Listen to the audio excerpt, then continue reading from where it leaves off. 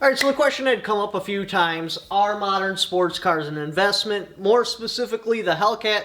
Obviously, that's the car that I think is really cool, so that's the one I've done a bunch of research on. So that's what I've made videos on, and that's typically what people ask about. First, before we get into that, now is not the time to buy unless you're going brand new, which we'll get to. If you're going used, still wait. The market is still dropping on the Hellcat. Before, they were on an average of $65,000 or more for a semi-decent used Hellcat that's a few years old. That's dropped down to like high 50s, low 60s now. I don't have a bunch of like super secret CIA tools to research this. This is just by me watching the market and seeing where they're at. So maybe it's totally off, but I always set it to nationwide to get a feel for the market. I don't think so. But the price is still going down. For a used, semi-decent Hellcat, you should be around low 50s. And that's what we're looking for. That's when it's time to buy your used Hellcat. Obviously, if you're going new, that doesn't really matter. Just don't pay over MSRP. Because what you're getting into is depreciation. But back to the topic of the video. Are these sports cars any kind of an investment? No, that's just what we tell our wives. That's what we tell our girls to help them accept the amount of money that we're about to spend on it. You will lose money on the car regardless. That's just the way it works. Yeah, in the past like year, 2 years, things have been a little bit different.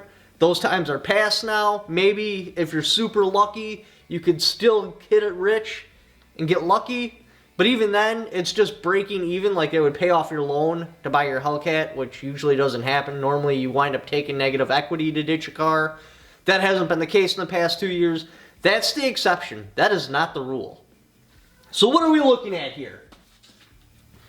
So obviously, like I said, these cars are an investment. That's just what we tell our wives. To a point. Now, there is something to this. If you buy a POS shitbox Japanese car that's at a very low trim level, it's not going to have a value at all. Like, it's not going to be worth anything but like a couple $100 when the loan's finally paid off. Where a used sports car, that will still hold a little bit of a value. Enough to make money? No, not at all. What it does do for you, though, why you should buy a higher trim level car, especially if you're younger, what it's going to show banks is that you are capable of making payments on something that's more expensive. Let's say, for example, you want to go and buy a business and they pull your credit report and the only thing you have on there is a bunch of $5 purchases for food. Yeah, you have an 800 credit score, but you've never bought anything over like a $20,000 car. The bank's going to be like, well, this business is $500,000. Yeah, you got a good credit score, so we're willing to give you a good interest rate. However, we're not going to sell you this business because the only thing you've ever showed payments on is $20,000. I'm not going to go from $20,000 to $500,000. That's too big of a gap. What I would like to see you do is go and buy like a $100,000 car, pay that off, maybe a $250,000 car, pay that off, and then we will throw the line out there and put our necks out for a risk for this $500,000 business. So as your finances increase and you move up in the world, you start buying nicer cars because that's something simple. Plus, you need a car. You got to have a car. So you might as well buy a nicer one to show that you're capable of making payments on something that's expensive. And don't just pay it off. Like, run the loan out. Yeah, you can pay off a bunch on the principal or put a down payment on there to make your loan payments cheaper. I don't do down payments. I would rather spend that money somewhere else. It's just me. I'm not a financial advisor. That's just what I do. But anyway, you go and show like, okay, so I finally got my first car loan. It's $8,000. I've ran that loan out. You will easily be able to double that. Then you go to 20, 40. Now I've bought a house. Now like a $100,000 car. I have all this payment history showing I can make payments. Now I go to buy this $500,000 business or whatever. The bank's like, yeah, you have a huge credit history, great credit score. No reason you can't do it. You've shown in the past over and over and over and over again you're more than capable of paying for expensive things. We will finance this business for you. So that is kind of an investment. Like that you need. You need the credit history, plus you need a good credit score if you want to eventually get financially secure and have your own business. So that I get, that is an investment. But actually the investment on the car, no, it's not. Now I go for used cars, like I said. You know, if I had the better finances, I would go new, because buying a used car, now I'm assuming it's the same thing with girls with guys, but buying a used car is like looking at a single chick over the age of 30. Now, it's not just one way. I'm sure girls go through the same thing, but I'm not a girl, so I'm just doing the guy's point of view. So I look at the single chick over 30 and I'm like, why is she single? She should not be single at that age.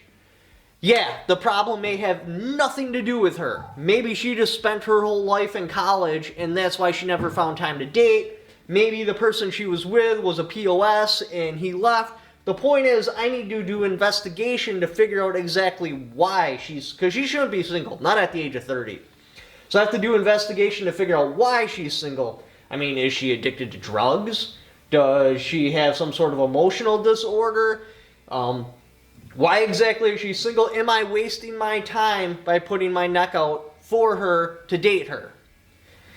I don't want to invest a bunch of time and money in her just to find out she only really wanted to have fun for a weekend, but I spoiled her rotten, so she stuck around a little bit longer, but she still plans on leaving. Used cars are the same way. There's a reason that car is for sale. Now you need to figure out why exactly that reason is. Were they not able to make the payments, so therefore they beat the ever-living shit out of it, and it's just on, like, a thread of having major breakdowns consistently over and over and over and over again? Did it get into an accident, but the person that owned it kind of knew his way around the automotive field, so it never got put into Carfax and it was never claimed on insurance, and he did shady repairs in his garage? You know, why exactly is this used car for sale? Because it shouldn't be. No, there's no reason it should be. Or was the guy just a guy that buys a car and he needs to upgrade every year? These are things you need to get or figure out just by looking at the car, which is difficult. And a lot of times you'll miss the mark because you have no idea why it's for sale. And that's why I would go new, but, you know, I don't because I don't have that kind of money yet. Someday, hopefully. So you got to investigate it. So it's just better to avoid used altogether because then you know it's factory new. It hasn't been crashed with shady repairs. It hasn't had the ever-living shit beat out of it. However, also when you buy new, the cars depreciate. I've heard a bunch of people say that Hellcats don't. They most certainly do. They depreciate massively. And basically what's going to happen when you go to cash in your investment sports car is you're going to go and you're going to have to sell it to a dealer for a lot less than you wanted for it, and they're going to sell it. Why, you may ask? Why wouldn't somebody come and buy it from you directly? And there are some cases where they do. Basically, I'm not a cuck. I'm not going to go put my girl in the garage and save it for some other guy to enjoy. I'm going to drive the crap out of it. I'm going to drive it till the tires fall off. I'm going to bolt the tires back on. And then finally when it's in a condition where I'm like, ooh, she's just burnt out and has nothing left in her, I'm going to take it over to a dealer and I'm going to trade it in for your sports car. That's why you have to sell it to a dealer. There are some circumstances, like say my last girl I wrapped around a tree or drove it down through a ditch and totaled it out. And then I'll be buying the car from you in cash with an insurance check. But 9 times out of 10, I haven't destroyed the last one completely, so I'm going to take it to the dealer to trade in. So unless you can take trade-ins and you can offer financing options, I'm not going to be buying the car from you. That's just the way it is. Now, I do appreciate the cucks that keep the girls in the garage so I can enjoy them later. Thank you. Beautiful, just like it came out of the wrapper. But unfortunately, you're probably not going to get a return on that unless you keep it in the garage for like 30 years and then take it to like the Barrett-Jackson auction. Then yeah, you'll make a decent amount of money. But chances are, unless you have garage space open for the next 25, 30 years, you're going to lose money by buying a sports car and treating it as an investment. I'm going to pick on the 2014 Shelby GT500 just because that was one of those dream cars that I see. I'm like, ooh, I would love to have that. So I've kind of watched it. So what are we looking at here? Shelby GT500. It started at as low as $60,000. That was its start price. Obviously, everyone adds options. Easily, you're going to be looking at another $10,000 in options for like different seats, stuff like that. So, generally speaking, most Hellcats rolled off the dealer, or most Shelby GT500s in 2014 rolled off the dealership floor between $70,000 and $80,000. You can buy them right now as low as $60,000. Have they became an investment? No, they depreciated. That's going to happen, and they made a lot less Shelby GT500s over Hellcats. Because there's fewer numbers, they are going to be more valuable. So what do you think is going to happen to a Hellcat? Alright, so now let's go for a 10-year period, because 10 years is a really long time. At, I think it's 20 or 25 it becomes a collectible, and that's when you'll start to see the value come up. But we'll go 10 years because they did make 2012 Shelby GT 500s. They had a start price of $48,000. Let's say you put another, I don't know, like $10,000 in options in it. That would be like $58,000. Right now you can get them at $49,000. Did they become an investment? No. And it's even worse than you think, because you got to figure an inflation rate. Inflation rate, whoever you talk to is going to give you a different number. Everybody has their own system. They all come up with these wildly different numbers, but it's pretty acceptable. Inflation's between 3 and 6%. Most people will agree with that. Again, anyone you talk to is going to give you a different percent. Here's just a random percent that someone came up with. Anyway, so 3 to 6%. We'll just go with a nice even number to make the math easy. We'll say 5%. So 5% over 10 years, this should have increased by 50%. Roughly, these cars to just break even, you're not making money yet, but just breaking even so where you haven't lost money, would have to be around $73,000. Now it's different than that because it's not 50% on top of the original 48, because it's 5% every year. So you have to take 48 plus 5%, then that number plus 5%, then that number plus 5%. The point is, it will be much more than $73,000 after you do it longhand. This is just a rough, quick, clean and dirty number. You would have to be over 73% just to figure in inflation. They're not even close to that. Now, to figure in like your loan payments and actually do it longhand to get a real answer, you're going to have to be somewhere around like probably $200,000 to make any kind of money whatsoever. Sports cars are not an investment. Yes, you can use it as an asset later. Yes, showing the loan payment on something that's expensive is very beneficial to you in life as you grow, because you got to have that, otherwise they're not going to give you like a $500,000 business or anything like that. So that, in a sense, kind of is an investment, like a life investment, but a financial investment, no. A Hellcat will never be a financial investment. They made way too many of them. They're not even close to the rare scale. Yeah, in like 20 years or so, 25 years, they'll start to get back up to where you might make a little bit of money off of it, but after you figure in your interest rate on your loan, inflation, stuff like that, no, you're not going to make money. And a lot of the reason people are saying Hellcats are an investment is because that next year, allegedly, they're supposed to get rid of the Hellcat. I have searched all over the internet. I've checked every official statement I can find from Dodge. Not any of them, not one, says the Hellcat's over. They're saying the Hemi's over. They're going to be trading power plants, which I would love to see, because that power plant is a boat anchor. It's incredibly heavy. No matter how much horsepower you pack in the car, they're still slow because you can't get the traction because they're so heavy. You never know. The next engine they might put in there may just be an all-aluminum Hemi. They're saying they're getting rid of the Hemi, but they could be talking about the Hemi they're currently having. Remember, they're trying to sell cars. They're not going to do anything that we wouldn't like.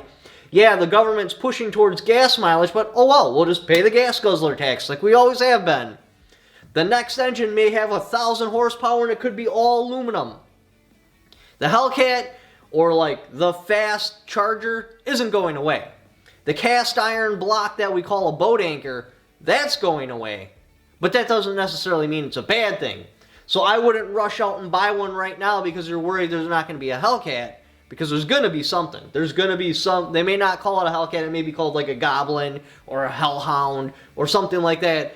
But I can almost bet money on it. Like, I can almost guarantee you, regardless what the 2024s are, the new, what's replacing the old Hemi, is going to be faster, it's going to be lighter, and it's going to get better gas mileage. Now, they were talking about some sort of like inline turbocharged 6, backed up by an electric motor. I guess that got scrapped, so they're not doing that anymore. So they're going to be doing something internal combustion.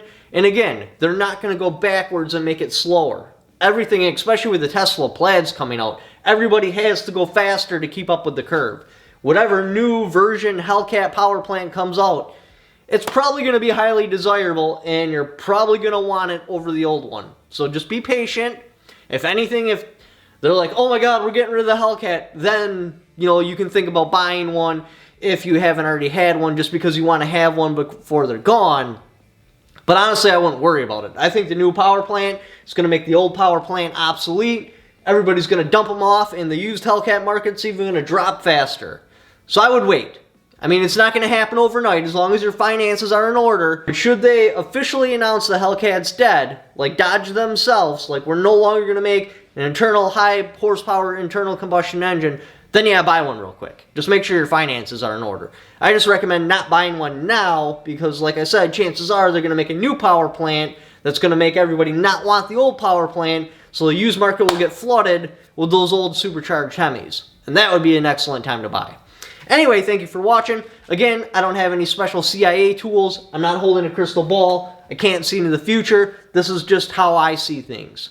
Could be right, could be wrong. That's how I see things. Thank you for watching. Don't forget to subscribe.